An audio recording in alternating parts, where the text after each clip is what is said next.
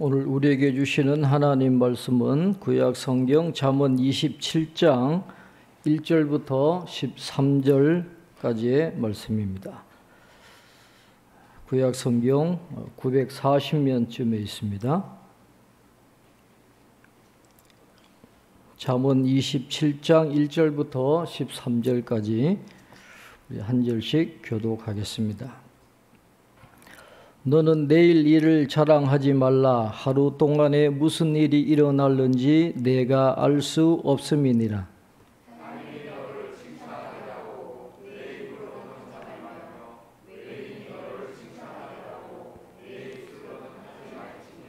돌은 무겁고 모래도 가볍지 아니하거니와 미련한 자의 분노는 이 둘보다 무거우니라.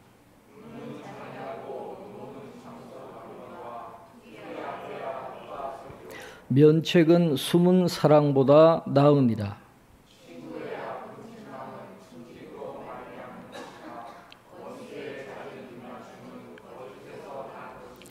배부른 자는 꿀이라도 싫어하고 줄인 자에게는 쓴 것이라도 다니라.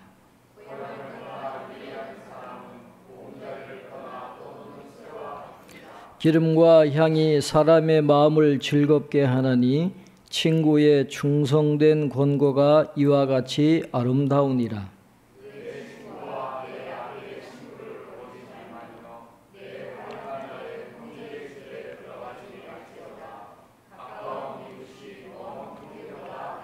내 아들아 지혜를 얻고 내 마음을 기쁘게 하라. 그리하면 나를 비방하는 자에게 내가 대답할 수 있으리라.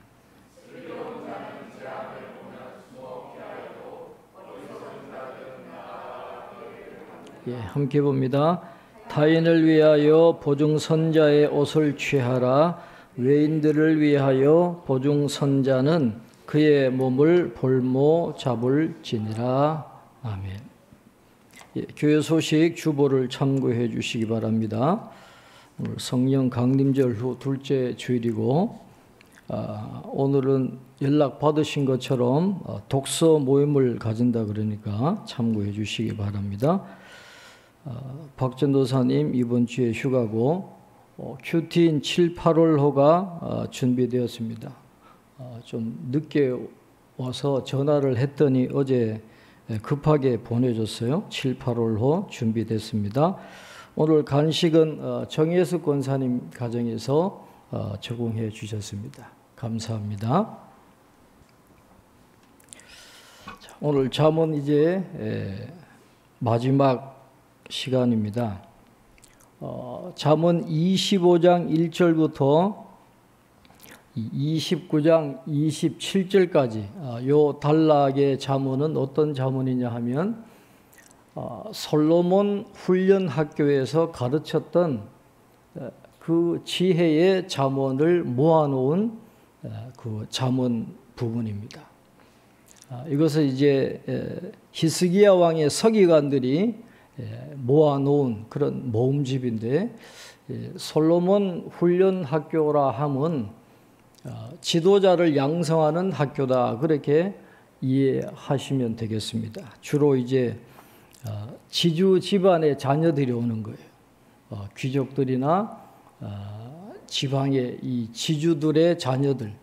그러니까 국가의 지도자로 쓰임 받을 가능성이 굉장히 많은 그런 젊은이들을 데려다가 지혜를 가르치고 이제 왕을 잘 구필해서 나라를 잘 이끌어갈 지도자를 양육하는 그런 학교에서 가르쳤던 잠언을 모아 놓은 것이죠. 그러니까 앞으로 이 지도자가 될 사람들이 어떤 역량을 길러야 되는지 하는 것에 대한 교훈을 담고 있는데 지도자들뿐만 아니라 우리가 믿음의 사람으로 성품을 연단하고 또 우리가 이 사회에서 제대로 된 삶을 살아가기 위해서 꼭 기억해야 될 오늘 우리에게도 중요한 그런 교훈이 있으니까 우리가 함께 말씀을 나누면서 오늘 잠언을 통해서 참된 지혜를 얻는 시간이 되기를 바랍니다. 오늘 1절에 보면 너는 내일 일을 자랑하지 말라. 하루 동안에 무슨 일이 일어날는지 내가 알 수 없음이니라. 그렇게 말씀해요. 내일 일을 준비하고 잘 대비하지 말라는 그런 말이 아닙니다. 내일은 잘 준비해야죠. 여기서 이야기하는 것은 내일 일을 가정해서 자랑하지 말라는 거예요. 마치 내가 내일 일을 통제할 수 있는 것처럼 생각을 해가지고 내일 일을 자랑하는, 어떻게 보면 굉장히 교만할 수도 있는 그런 마음가짐을 갖지 말라. 내일 일에 대해서 자랑하지 말라는 거예요. 확신하지 말라. 그렇게 이야기를 하고 있습니다. 내일 일을 알 수 있는 사람이 누가 있겠습니까? 제가 장신대 1학년에 입학을 했을 때 신학춘추라고 하는 그 신문사 편집장이 이제 4학년이었는데 신학과 이분이 이제 예비역으로 들어오셨어요. 그러니까 예비역이니까 학부 1학년이지만 저기 전라도 광주에 교회를 개척을 했더라고요. 그러니까 이분은 매주 토요일마다 학교 수업을 마치면 이 고속터미널로 가서 고속버스를 타고 광주로 가서 주일 교회를 섬기고 다시 또 학교로 와가지고 또 월요일부터 또 수업에 참여하고. 근데 어느 날 토요일 아침에 그분을 뵀어요. 자기 이제 지금 고속터미널로 가서 교회 예배 드리고 온다고. 그렇게 헤어졌어요. 그날 오후에 부고장이 날라온 거예요. 광주 다 도착해가지고 이 교통사고가 나가지고 그냥 그 자리에서 즉사하셨다는 거예요. 그때 제가 굉장한 충격을 받은 적이 있거든요. 오늘 이 말씀, 내일 일을 자랑하지 말라. 조금 후에 뭔 일이 일어날지 몰라요. 최근에 여러분 뉴스를 보셨잖아요.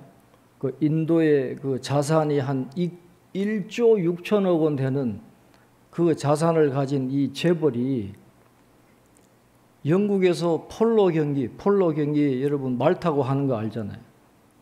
인도 사람들은요, 이 영국의 지배를 받았었기 때문에 이런 폴로 같은 거, 크리켓 같은 거 굉장히 좋아합니다. 럭비 같은 것도 좋아하고.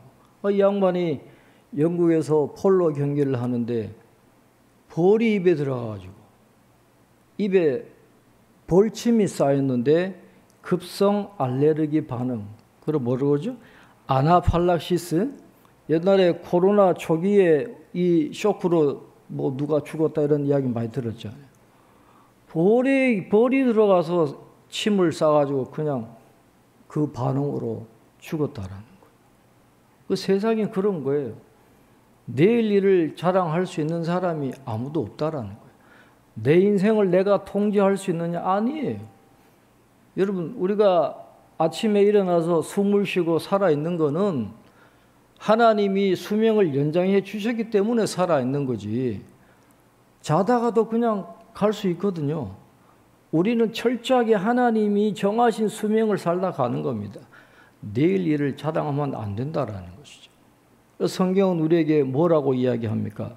우리의 수명이 하나님의 손에 있고 우리의 삶이 하나님의 손에 있기 때문에 내일을 위해서 염려하지 말라 그랬어요. 내일 일을 위해서 염려하지 말고 내일 일에 대해서 우리의 모든 염려를 하나님께 맡기라 그랬어요. 하나님께 맡기고 그렇게 살아가야지 내일 때문에 염려하거나 내일 말을 자랑하거나 그렇게 해서는 안 된다라는 것을 말씀을 합니다. 지도자가 되려면 이런 마음가짐을 갖고 살아야지, 안 그러면 교만해지는 거예요. 그러면 그 공동체가 같이 무너지니까 이 젊은 시절부터 이런 교육을 잘 시키는 것이죠. 그 다음에 2절에 보니까 타인이 너를 칭찬하게 하고 내 입으로는 하지 말며 외인이 너를 칭찬하게 하고 내 입술로는 하지 말지니라. 이 말씀을 보면 이 국가의 지도자가 될 젊은이들은 외인들로부터 칭찬받을 일을 해야 돼요. 사악한 사람이면 안 되잖아요. 지도자급이 되려면 이 노블리스 오블리제, 외부로부터 칭찬받을 만한 그런 인격을 닦고 성품을 닦고 좋은 일을 많이 해야 된다라는. 그런데 칭찬받을 일을 해도 절대로 자화자찬하지는 말라는 거예요. 자화자찬. 남들이 칭찬해 주는 거는 우리의 발전을 위해서 좋지만 지 입으로 떠들면 상급이 다 날아간다 그러잖아요. 자화자찬은 하면 안 된다라고 그렇게 말씀을 하고 있습니다. 오늘 우리 그리스도인들은 예수님 안에서 존귀한 자가 됐잖아요. 우리가 잘나서 그런 게 아니고 예수님 때문에 하나님이 우리를 인정해 주시고 우리를 잘한다 박수 쳐 주시기 때문에 칭찬에 목마를 필요가 없어요. 여러분, 사람에게 칭찬 받으려고 의도적으로 그렇게 할 필요가 없습니다. 우리는 하나님이 인정해 주시는 그런 하나님의 자녀이기 때문에, 하나님의 존귀한 백성이기 때문에 남들이 칭찬 안 해줘도 의기소침할 필요 없어요. 그 사람들이 칭찬 안 해줘도, 남들이 인정 안 해줘도 하나님이 인정해 주시면 그걸로 되는 거잖아요. 그러니까 너무 칭찬에 흔들리지 않아야 됩니다. 그러면 우리가 하나님의 인정받는다라고 하는 그런 자존감이 있으면 이 칭찬을 후히 베풀 수 있는 거예요. 여러분, 칭찬에 인색하지 마시기 바랍니다. 칭찬하는 데는 돈이 안 들어요. 얼마나 좋아요. 돈 안 드는 칭찬 많이 하시고, 이 교회는 자화자찬하는 공동체가 되면 안 돼요. 남들을 칭찬해주는 그런 공동체가 돼야 되는데, 여러분, 이민교회가 왜 힘든지 아세요? 한국에서 그렇게 잘 나가던 사람들도 뭐 미국이나 영국이나 뉴질랜드 가면 누가 알아줍니까? 아무도 알아주는 사람이 없거든요. 제가 뉴질랜드 갔을 때 여러분, 거기 $2 샵이라는 곳이 있어요. $2면은 지금 한 뭐 많아봐야 한 2,000원 되는 그런 이 값싼 상품만 취급하는 그런 가게를 운영하는 교포를 봤는데, 이분이 한국에서 뭘 했던 분이냐 하면 홍익대학교 미대 교수예요. 우리나라 홍대 미대 교수면 굉장한 수준 아니에요? 근데 거기 와가지고 $2 샵 그렇게 힘들게 하더라고. 왜 오셨나? 그러니까 애가 자폐아라는 장애가 있는 거예요.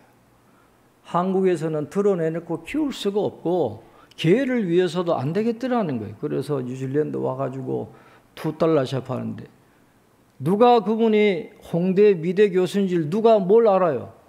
그렇게 힘들게 하고 있는 그런 모습을 보게 되는데,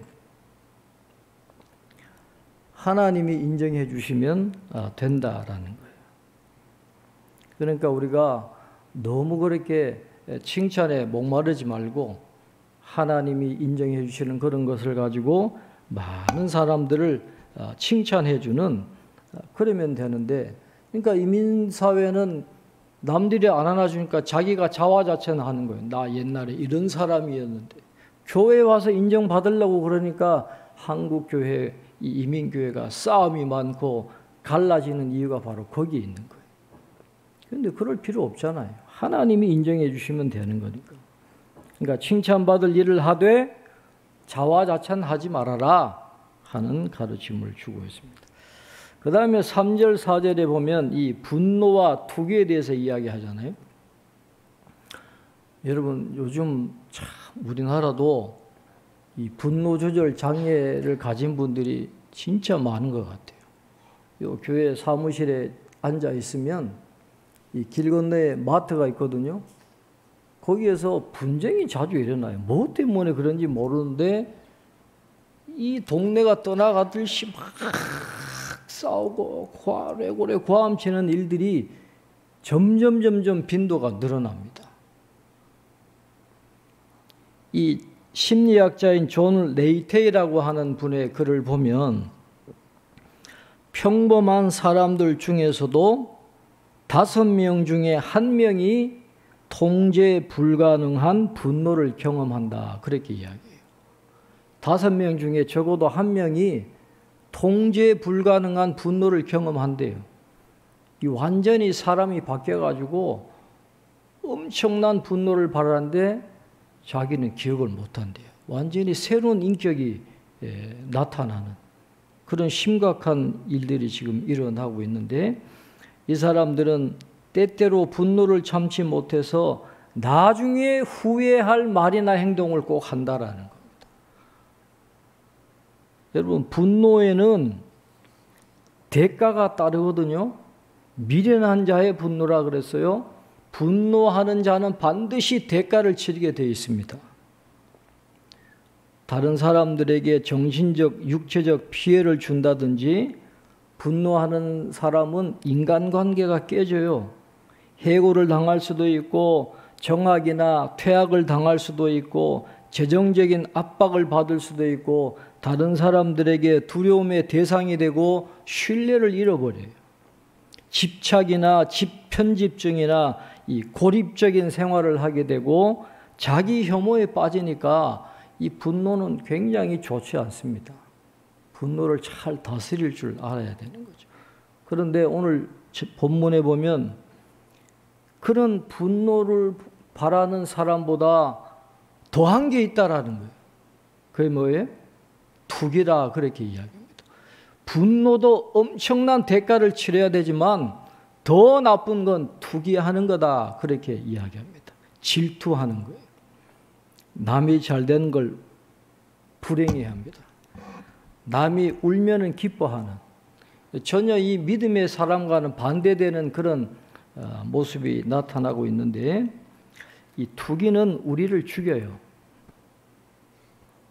요즘에 청소년들이 SNS를 보면서 우울증에 너무 빠지고 너무 애들이 의기소침하니까 각 나라마다 지금 이 청소년들 SNS 금지하자는 그런 여론이 일어나고 있잖아요. 왜 그렇게 청소년들한테 해를 끼칠까요? 비교하니까 그래요. 비교하니까. 이 소셜 미디어가 부추기는 이 비교의 열풍을 뭐라고 표현하느냐 하면 현대의 역병이다 그래요. 코로나만 역병이 아닙니다.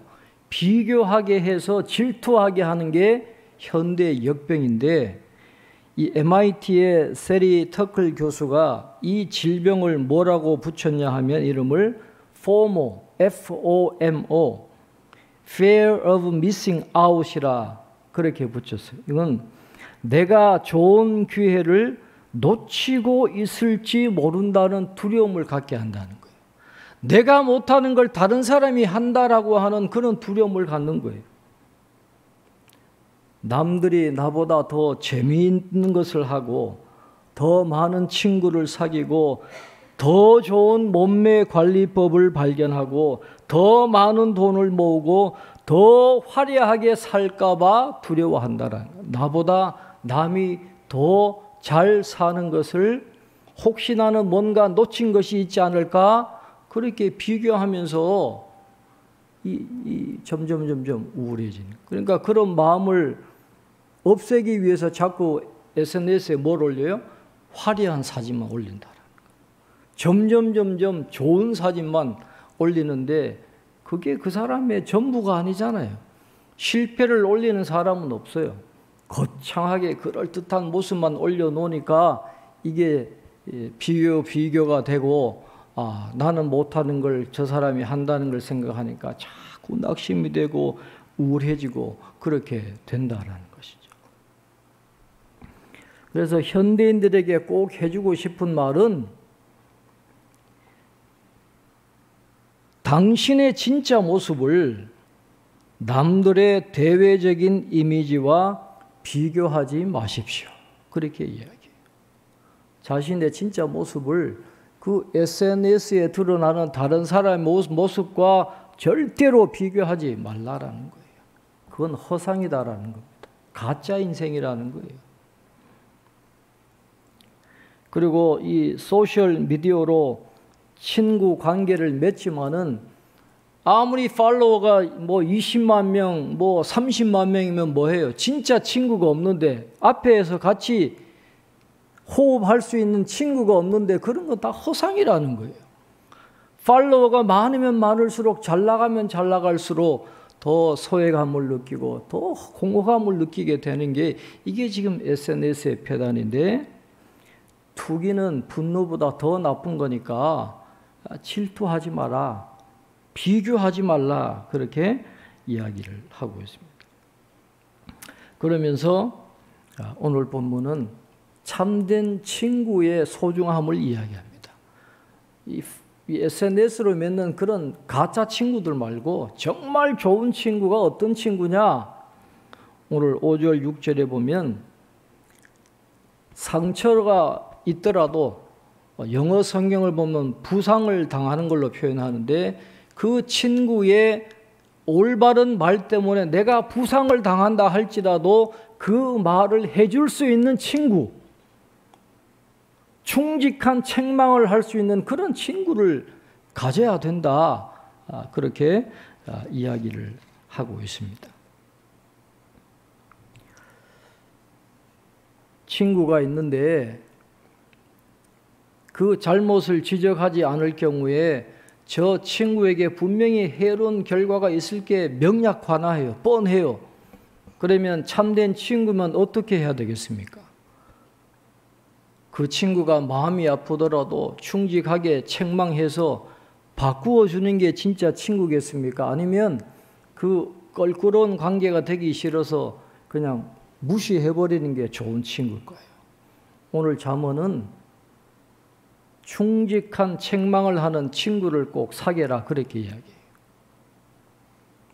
왜냐하면 자신은 모르는 걸 친구는 알기 때문에 그렇다라는 거예요. 나는 모릅니다. 그러나 친구는 알고 있기 때문에 그런 충직한 책망을 해줄 수 있는 친구를 꼭 사귀라, 그렇게 이야기해요. 이 존 오트버그 목사님이라고 계신데 요즘 이분의 책이 많이 번역이 되더라고요. 기독교 서점에. 이분의 책에 보니까 이런 말을 해요. 우리에 관한 진실을 남들은 다 아는데 정작 우리 자신만 모른다라는 거예요.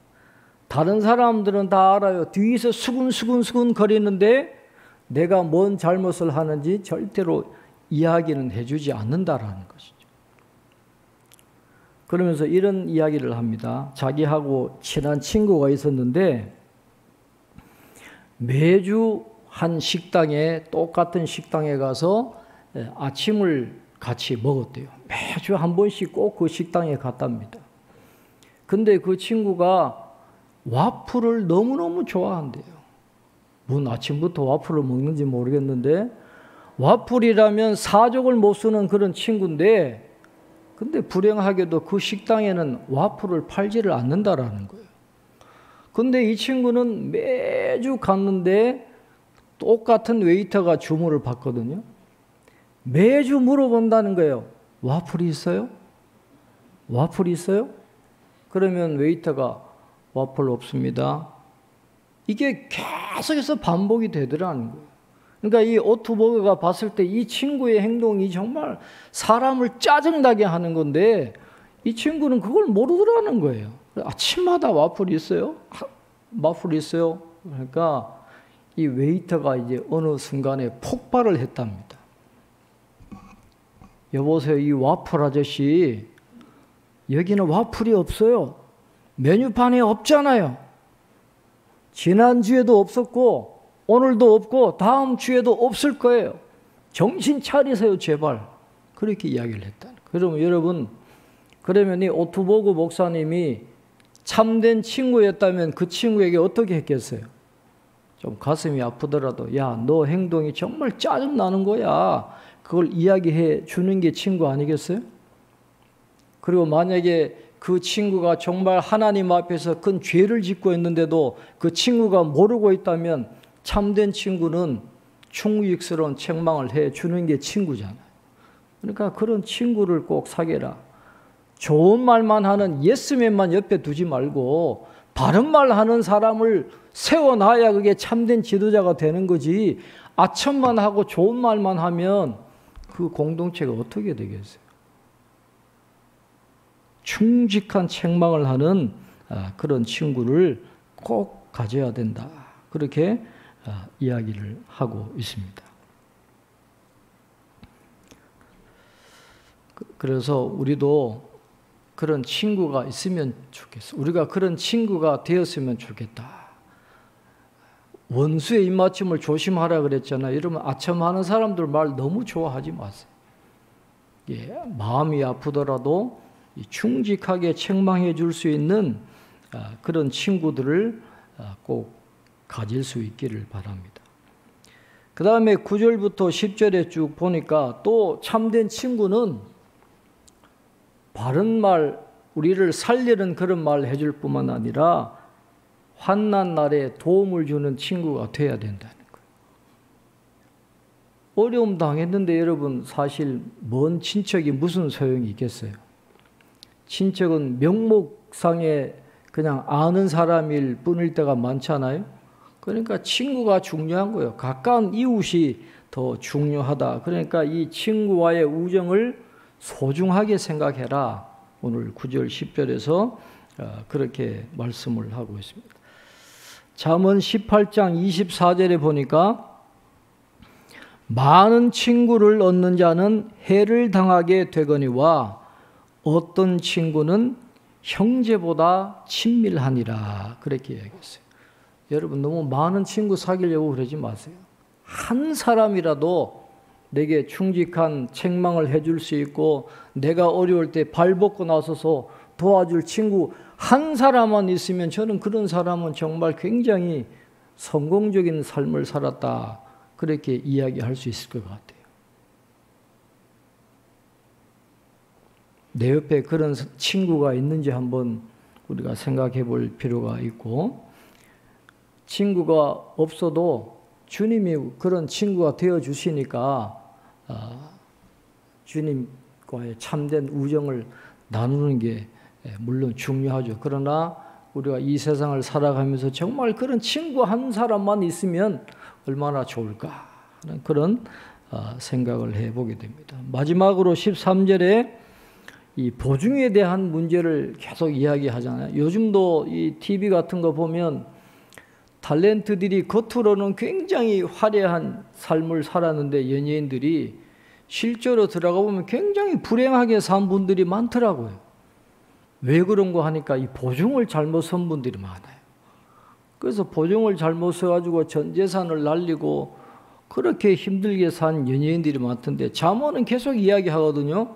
절대로 보증 서지 말라는 거예요. 왜 잠언이 보증을 서지 말라고 그럴까요? 여러 가지 이유가 있습니다. 잠언 17장 18절에 보면 담보를 서주는 자, 이웃의 보증을 서는 자는 지각 없는 사람이다 그랬어요.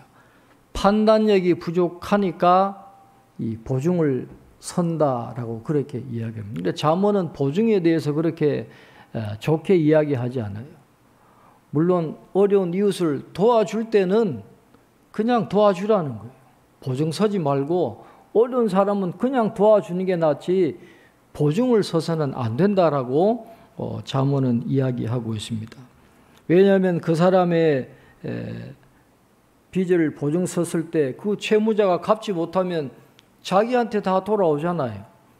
그러니까 인간관계도 깨어지고 재정적인 손실도 보게 될 것이고 여러 가지 어려움이 있는 게 눈앞에 뻔히 보이는데 바보처럼 지각 없이 그렇게 함부로 보증을 서지 말아야 된다 하는 것을 이야기하는 것이고, 그 다음에 가장 중요한 것은 마치 자기가 무슨 그 사람의 인생을 책임져 줄 수 있는 것처럼 선을 넘는 거예요. 하나님의 영역을 침범하는 것이 되기 때문에 보증을 서서는 안 된다라고 그렇게 이야기합니다. 그래서 보증을 한번 잘못 쓰면 모든 관계가 다 깨어지고 가족들도 뿔뿔이 흩어지고 고통당하는 그런 일이 있기 때문에 지각 없이 보증 서지 말고 그냥 도와주라는 거예요. 어려운 사람이 있으면 그냥 도와주지 보증을 절대로 서지 말아라.